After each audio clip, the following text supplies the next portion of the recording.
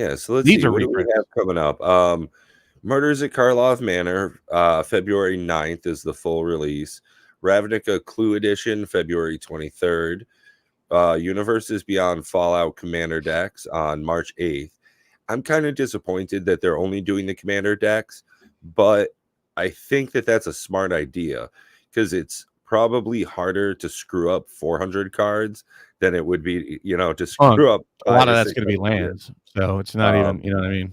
Outlaws at Thunder Junction. I still don't know how I feel about that. I like Um, Wild West, but it's not. I don't know that it's gonna be enough to warrant the price tag for me. and then we've got Modern Horizons 3 coming out Q2 24, and then Universes Beyond Assassin's Creed July 24. I would expect to see some big reprints. Probably, if I had to guess, that's where we're going to see the Allied fetches. Is in And Modern then Horizon 3 would be my also guess. Bloomborough Q3 and Love the art. Dustmourn House of Horror Q4. So, but at any rate, like I said, the pace at which, and none of that includes any of the secret layers or special products they're going to Right. chuck in here and there, and so while you're hearing the Rudies and whatnot beat the drum, oh, direction has changed, everything's changed, everything. It hasn't. Like, Yeah, just because I they think that's changed a great things point. to play boosters, and just because Rudy says that they're making less of a product, and just because they're making secret layers more limited in quantity. Look, it's a bad look for them to have excess shit in their warehouse. Like, Right. they're not doing it as a favor to you and me, folks. That's bad for them to have product just hanging out in warehouses and then having to mass dump it on Amazon. That's not good for them. It looks bad to the shareholders. So having tighter inventory control and controlling the cost of printing paper that's just sitting in warehouses, sorry. That doesn't speak to me that they really are listening to the people and giving us what we really want or safeguarding the IP itself. Now, to be positive, like I said, I'm going to be giving some money to them, and simply because, dumb luck, they struck an art style that really appeals to me. And that's the only reason I'm buying these cards. Nothing to do with financial value. I just like the look and I want them in my collection. Yeah, I mean, realistically, out of that secret layer that you're seeing behind you there, was it Black Market Connections is probably the big hit, and then Reconnaissance. I don't think it's Black Market. Is it Black Market Connections or just Black Market? Is that Black Market Connections or Black Market? No, it's just Black Market. Oh. The enchantment from like Mercadian Mask, maybe? Oh. I don't even know what that card already does. Been reprinted? Huh? Yeah. I don't even know what that does. Probably Reconnaissance is the sought after item there then. Not really. It's not a great card. Maybe one of the Jaces. I don't know. There's nothing really awesome in it.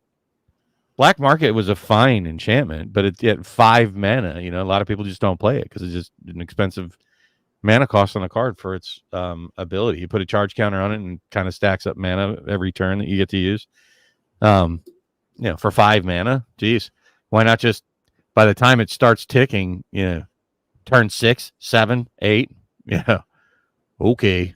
Like speaking of alternative markets, I plan on ordering some cards over the weekend here. So looking forward to that. Going to be hopefully getting all 40K decks and 2 commander decks proxied up.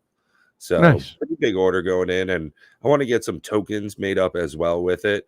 I've always enjoyed having the correct tokens when I play a deck, so I think it might be time to just go ahead and pull the trigger and get some cool ones. Well, continuing on with like the cardboard stuff, the Clue edition. I was thinking about it this week because I've been a big proponent that they've kind of painted themselves in the corner over at WotC, and they have 2 ways to push products right now, and that is reprints, valuable reprints to entice people to get the buzz, or power creep, one a la Wandering Throne, the One Ring. And I think both of those are actually not good at all for the game and the hobby as a collectible. So I said, they really need to kind of think laterally without introducing power creep. How do you entice people to buy it and do something different? So I applaud the effort that they're doing something kind of unique and sort of fun that can be encouraging. I like at least the process that they are thinking laterally rather than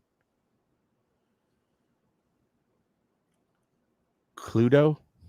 I don't. Okay, I haven't heard that term, but It's from I Magic. just what I'm saying is I like alternate ways to play the game that don't include devaluing your collections by reprints or making the game approach that, you know, CEDH level because everything is just getting a massive power boost all the time.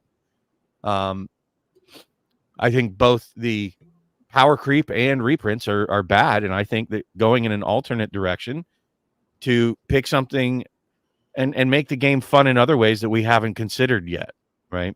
At least, even if it sucks, I think it's a right direction to kind of choose, just like introducing the plane chase cards in Commander last year in March of the Machine Commander decks, I think is what that was in. So I think that they need to be exploring those avenues.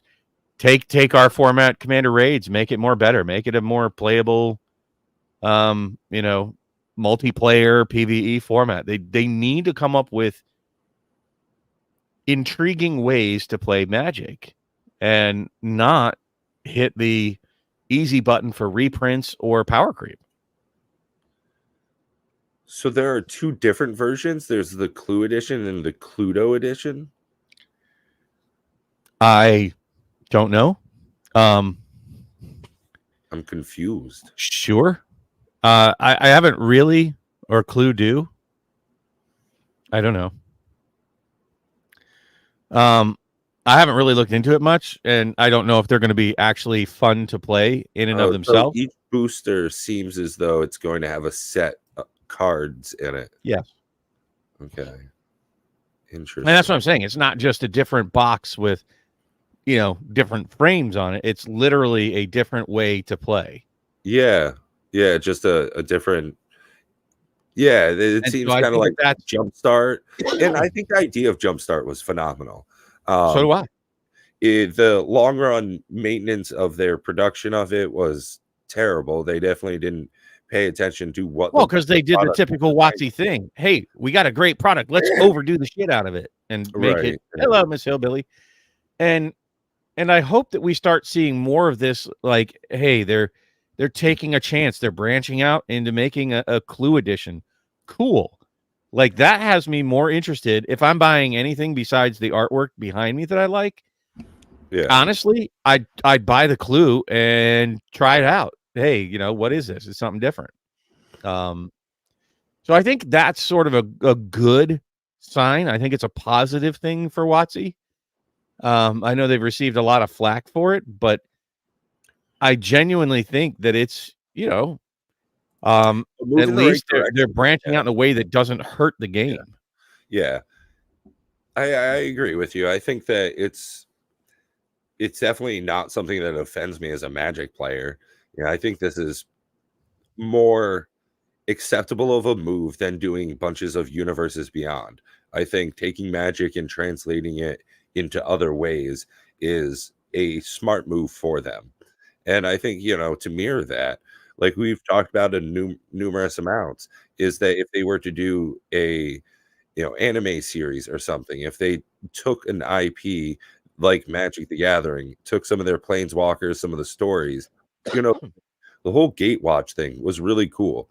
I thought that was a great part of Magic's lore and history, and to see that told over 8 very well animated episodes would be great. But it's up to them to see the stewardship of their world, really.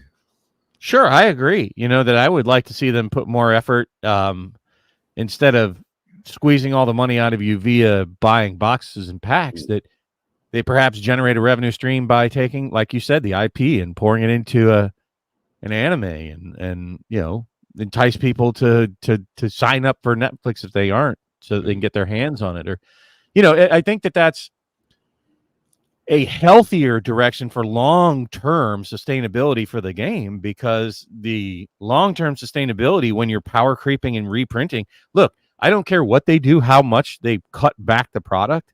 If they keep reprinting the cards, and I don't care if they put them in a new art style, or like people blew up about the kitty cats and dogs, but there, as far as I know, there weren't new cards in there. I think there were like 5 double-sided Okay, cards, cool. and it was cats on one side and dogs on the other, which that Okay, was great. cute. But It's a 5 reprint cards out product. of 100, it's just not near enough for it to be, $150 worth of value to me. But what I'm saying is it's still a reprint product. It Yeah. not only is it not the value, but you're hurting the value of the current ones that are out there.